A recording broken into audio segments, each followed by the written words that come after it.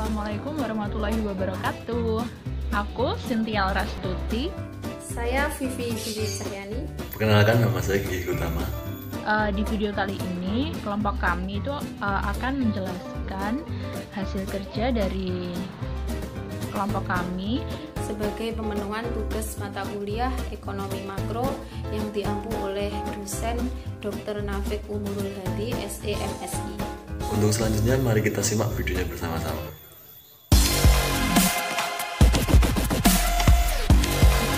Untuk materi kali ini yang akan kami bahas adalah tentang perangkat-perangkat dasar dalam keuangan. Langsung aja kita masuk ke poin yang pertama. Mengukur nilai waktu dan uang. Nilai masa kini adalah jumlah uang saat ini yang akan diperlukan dengan menggunakan tingkat bunga tetap dengan jumlah uang pada masa depan. Sedangkan nilai pada masa depan adalah jumlah uang pada masa depan yang akan dihasilkan dari uang pada masa sekarang dengan tingkat bunga tetap. Kita langsung ke contohnya pada soal yang ke-1.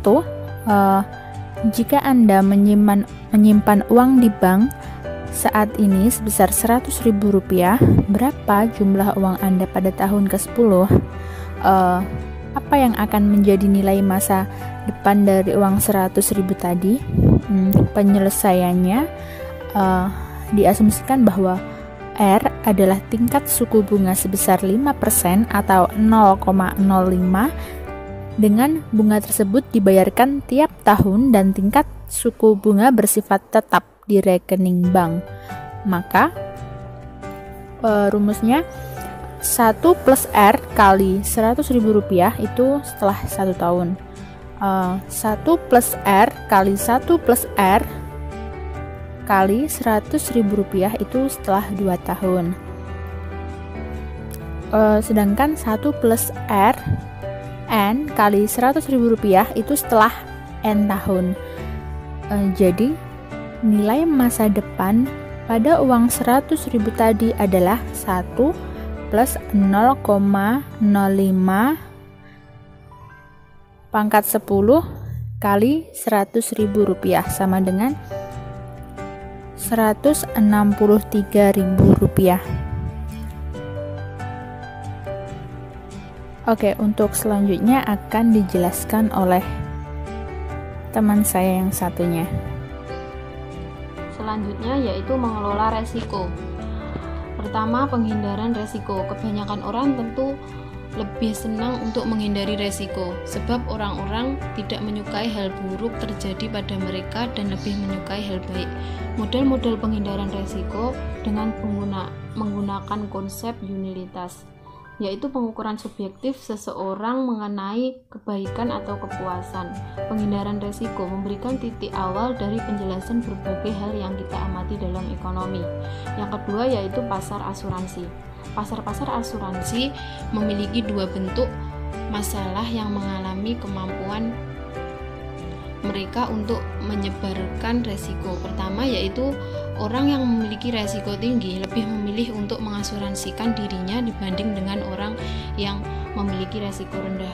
Kedua, setelah orang-orang membeli asuransi, mereka menjadi kurang hati-hati mengenai dirinya.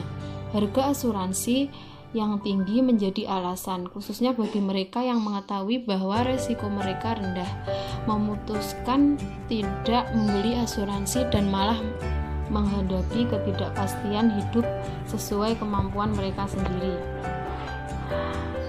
Diversifikasi resiko idiosinkratik.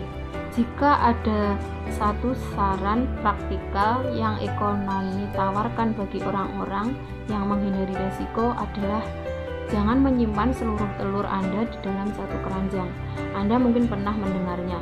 Namun ekonomi telah mengubah kebijakan tradisional ini menjadi sebuah ilmu pengetahuan.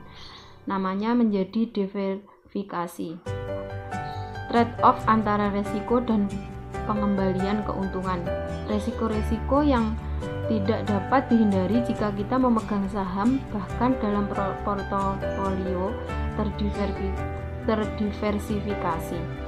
Namun orang-orang yang menghindari resiko rela menerima ketidakpastian ini karena mereka diberi kompensasi untuk melakukannya. Secara historis, saham-saham telah menawarkan tingkat keuntungan yang lebih tinggi dibandingkan dengan aset keuangan alternatif seperti obligasi dan tabungan bank.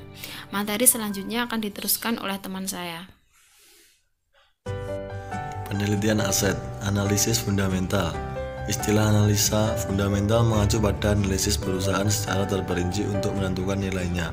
Banyak perusahaan keuangan menyewa analisis saham untuk melaksanakan analisis fundamental seperti itu dan memberikan saran saham mana yang harus dibeli.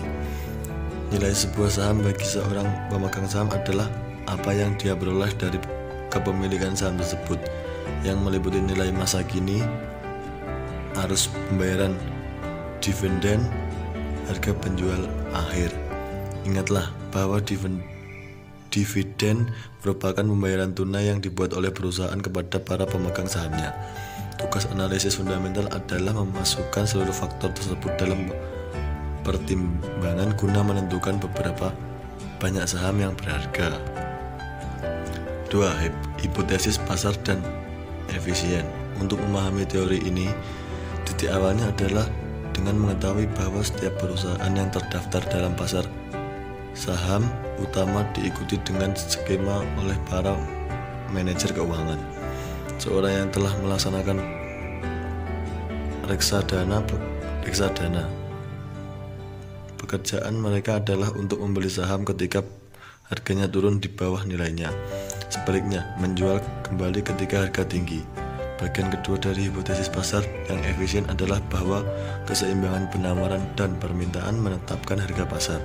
Hal ini berarti bahwa pada harga pasar, jumlah saham yang ditawarkan untuk dijual setara dengan jumlah saham yang orang ingin beli.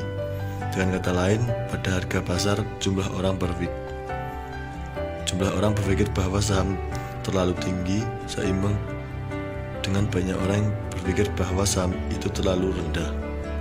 Seperti yang dinilai oleh kebanyakan orang di pasar saham, seluruh saham dinilai tepat sepanjang. Selesai juga video ini dan terima kasih untuk kalian semua yang udah nonton.